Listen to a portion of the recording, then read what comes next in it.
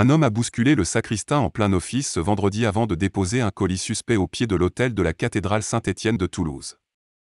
La cathédrale Saint-Étienne de Toulouse a été évacuée en totalité vendredi matin après qu'un homme s'est introduit par effraction qui a déposé un colis suspect au pied de l'autel avant de prendre la fuite, selon des sources. Selon une source proche de l'enquête, le colis contenait un engin explosif improvisé de forme inhabituelle sans détonateur. Le quartier a été immédiatement bouclé par la police et des véhicules de déminage ont été dépêchés sur les lieux, a constaté l'AFP. Le ministre de l'Intérieur Gérald Darmanin, qui a tweeté à propos d'une opération de police dans le centre-ville de Toulouse, demandant que le quartier soit évité, a ajouté moins de 45 minutes plus tard que l'opération était terminée. Pas de sacrifice. Le colis ressemblait à un engin explosif improvisé, a priori sans dispositif d'allumage, et la personne qui poussait le sacristain était activement recherchée, a-t-il précisé en fin de matinée.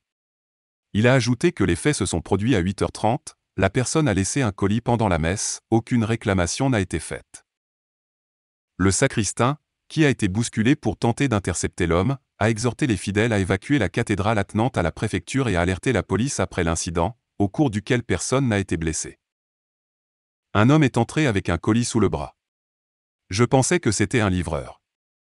Il a traversé la nef et déposé le colis devant les marches de l'autel, a indiqué un correspondant de l'AFP. L'homme a laissé un paquet blanc qui mesurait entre 20 et 25 centimes de large, a ajouté le père Jean-Jacques Rouchy, qui a célébré la messe vendredi matin. Ce n'est qu'après que j'ai réalisé que ça pouvait être une attaque.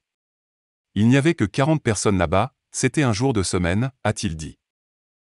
En milieu de matinée, le périmètre de sécurité a été réduit après que 2 agents en combinaison blanche sont entrés dans la cathédrale tandis qu'un policier en ressortait avec un chien, a constaté un journaliste de l'AFP. La préfecture a annoncé en milieu de journée que la circulation du secteur Saint-Étienne sera rouverte à la circulation.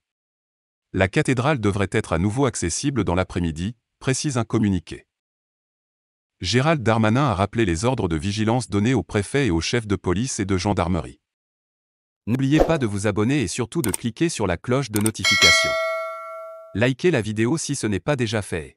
Laissez aussi votre point de vue en commentaire.